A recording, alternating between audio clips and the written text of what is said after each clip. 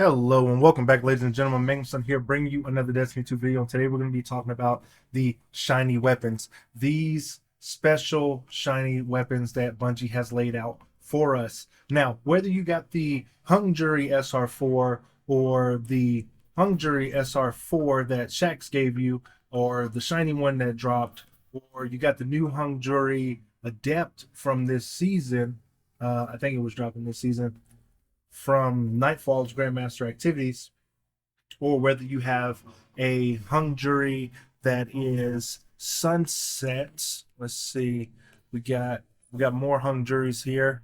Don't you worry.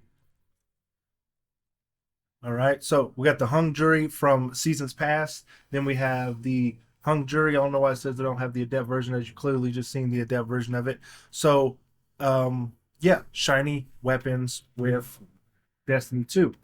The Blast Furnace, the Recluse, the Elsie's Rifle, and many others, right? We're going to be talking about them right here. So, if you are watching this video after the sunset of the shiny weapons, then you missed out. And is that to say that you missed out on, like, God tier weapons? No, the weapons, from what I know, haven't been or isn't going to be sunset. The only thing that's going to be sunset is the shiny weapons, and they're not going to be coming with their shiny variants. So, shiny variants come with the double perks. As you've seen here, we have the hung jury that Shax gave me. That doesn't come with double perks. It should. That would have been nice. But you have the one that you grind for, and this is the one that I got. Am I going to use it? No. So I don't really care what the role is. I'll probably end up dismantling it later for 7 enhancement cores. So, what is that? A Firefly, loose change, whatever. So, if you have the non-shiny versions of weapons and you got a good roll on it, let's say you did get a good roll on it, you can still get good rolls on the weapons from the Onslaught activity, from what I know. Just not the shiny variants once Into the Light comes, because they probably end up replacing that. But I digress. The weapons will still be able to be grindable, and for those who have the shinies, they basically get to flex and say, I was there. So what is all these? What is the purpose of the shiny weapons? Is what are you let me phrase that. What are you bringing these weapons into? What activity? Are you going into Crucible with the 3 new maps that they have? Are you going into the repeatable Gambit 3 maps that they do have? Are you potentially taking this into Grandmasters? I don't know. I don't know if you're doing that. Are these raid weapon contenders? Let's talk about heavies, right? So we talked about some heavies, some heavy weapons. Then we'll go to Hammerhead. One of the updated comeback weapons for the shiny rolls. And Killing Tally 4 times charm, that's the one you get from Shax. I think everyone's roll is the same, but this one I got 4 times charm, killing Tally. It's not a DPS monster. What is a DPS monster? The Retrofit Escapade, the Thunderlord, even a Cypher weapon. Where is it? Back here. Even the Shattered Cypher is a contender for a DPS weapon. So what are you using Hammerhead for? You're going to be using it for Ad Clear. You're going to be using it for Killing Tally Onslaught. You're going to be using it for Rampage Killing Tally. You're going to be utilizing it for other things besides putting out DPS overall. And if you want to mix it up, you can add destabilizing rounds in there if you do have that role.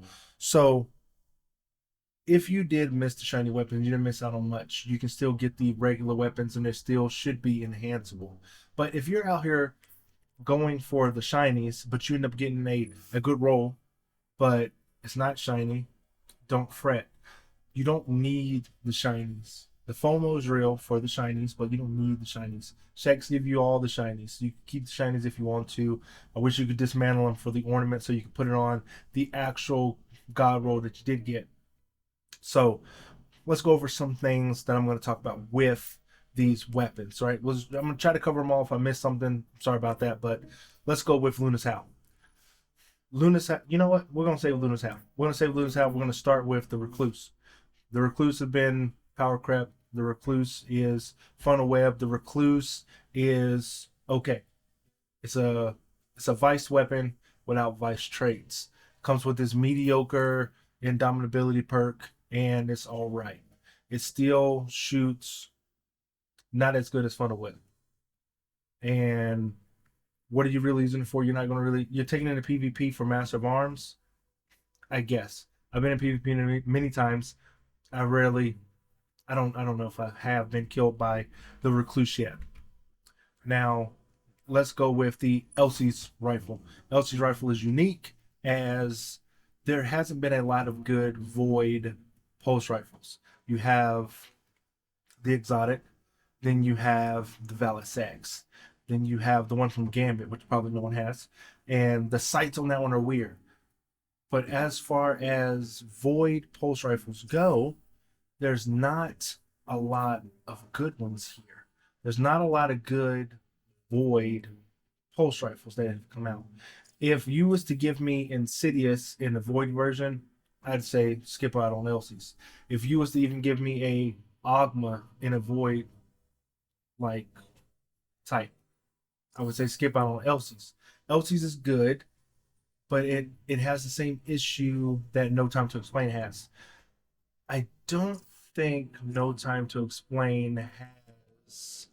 It should be in my vault because I don't use it. No Time to Explain. Yeah, there we go. No Time to Explain has an issue, which is the recoil direction. It needs arrowhead break. If you could craft No Time to Explain and put on arrowhead break, nobody would take it off. No Time to Explain needs to be stasis. It hands down. But again, I digress. It really doesn't work with its whole thing with the stasis. But anyway, this video is not about No Time to Explain. No Time to Elsie's pulse rifle has the same issue as No Time to Explain. Is that the recoil direction sucks. And if you don't have the arrowhead break version of it, you're gonna find it lacking. And you're gonna need that 100% recoil direction with the arrowhead break, regardless of what else you get on that. So I got the Feeding Frenzy, Head Seeker, Arrowhead Break, Flared Magwell version of the Elsie's rifle, and it's great.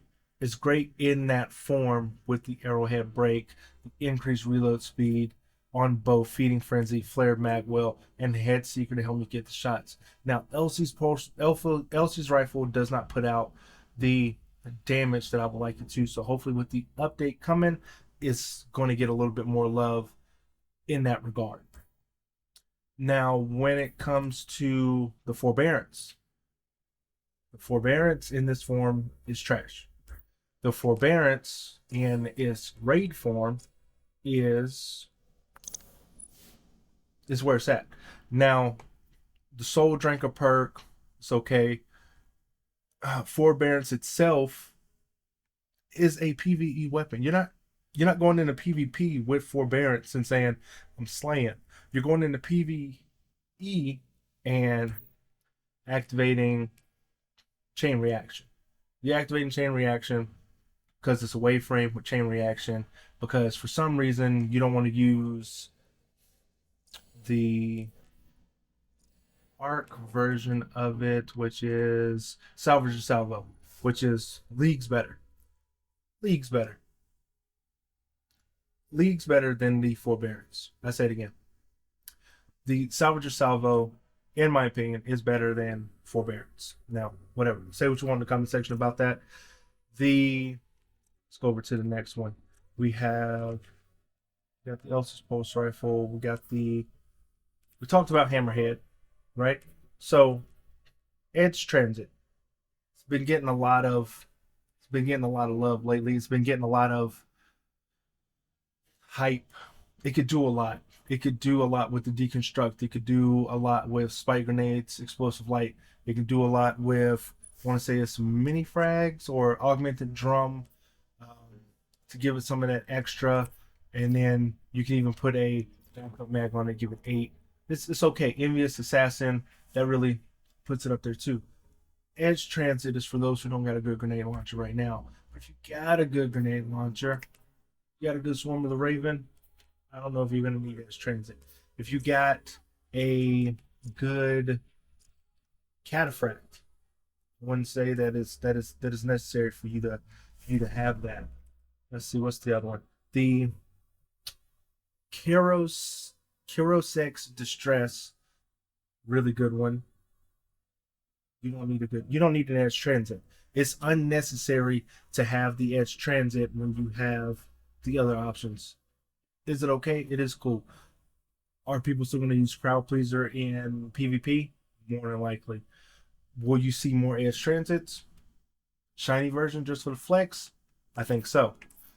Then we have, I guess we'll talk about Luna's Howl now. Now Luna's Howl has a problem. Luna's Howl has a problem, and it's that Luna's Howl was better before it became a brave weapon. Not Forgotten will be better than Luna's Howl once it comes out as a grindable weapon. So, heal clip, incandescent, all you need for Luna's Howl. Shiny version of it would be cool, but if you can get the heal clip, incandescent on any roll, it's money.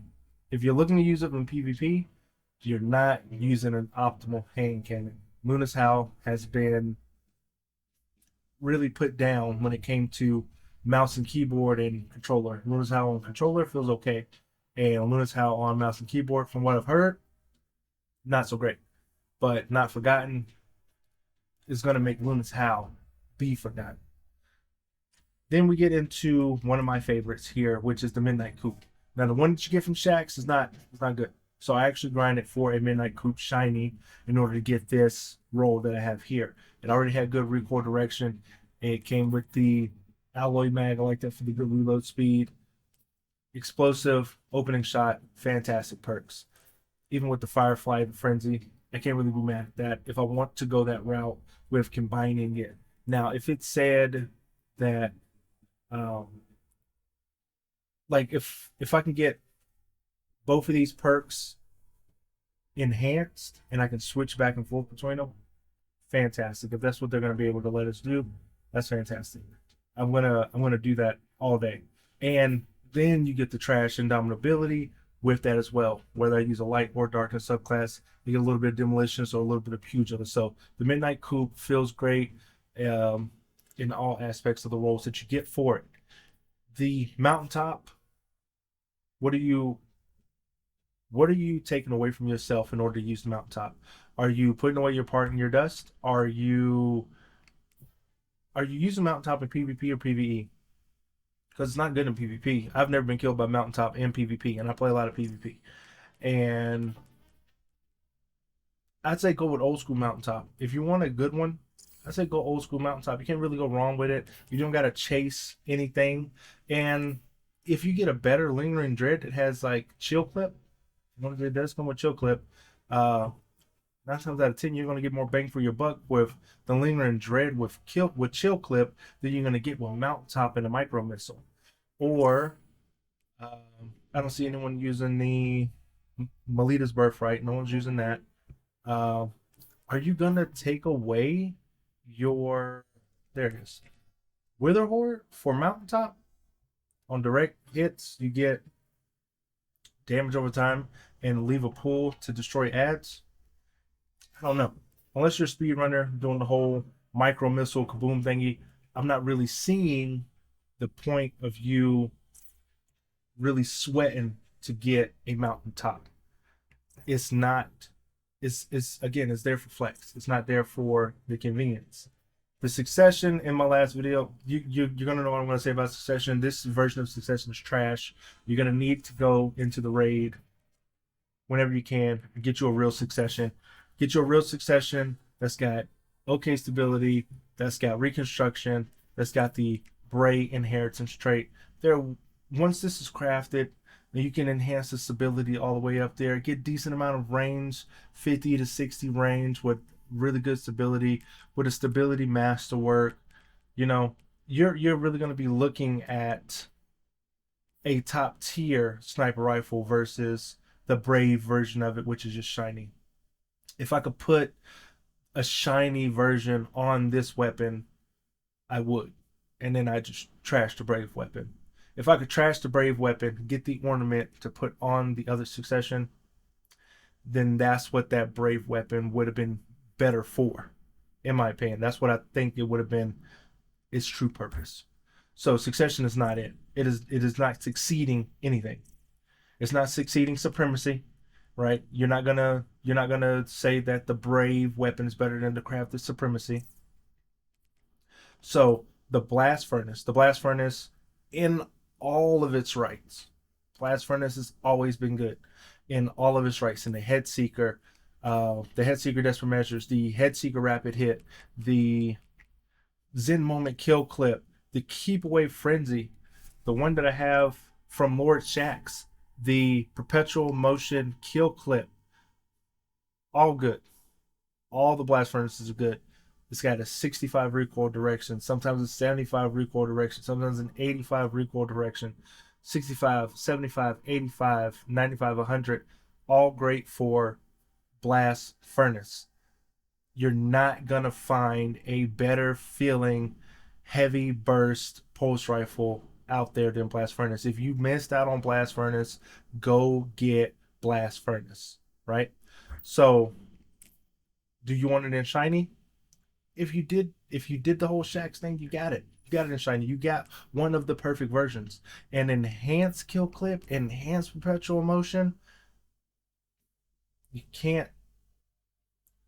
You can get close to beating that with a keep away or head seeker kill clip type of roll, a rapid hit, Zen moment. That's all fine. But the blast furnace that's just straight out the box from Lord Shaxx is fantastic. Don't throw it away. Don't use it for enhancement shards. Enhance this one that you got. Use it. If you don't like pulse rifles, you don't like dad rifles, I mean, you got hung jury. So were these Brave weapons worth it? Was it worth the overall, I don't know, grind for them for the onslaught? Onslaught was kind of cool, but again, what are we using the weapons for? Destiny has an issue that is lingering that I don't know, most players have probably already noticed. There is no place to take the weapons that we're getting into an activity. At Raids, you're using specific weapons. In PvP, you're using specific weapons. In Nightfall Grandmasters, you're using specific weapons. If Onslaught continues to be challenging, dynamic, and escalating in difficulty, then I can see the casual gamer coming back and playing Destiny 2 for fun. But most Destiny players don't play for fun, they play for the grind. So hopefully you guys found this video interesting. Trying to do a little bit more of the live commentary with my videos in order to just do something different. A little less editing, a little bit more me. So like, share, and subscribe, and I will see you in the next one.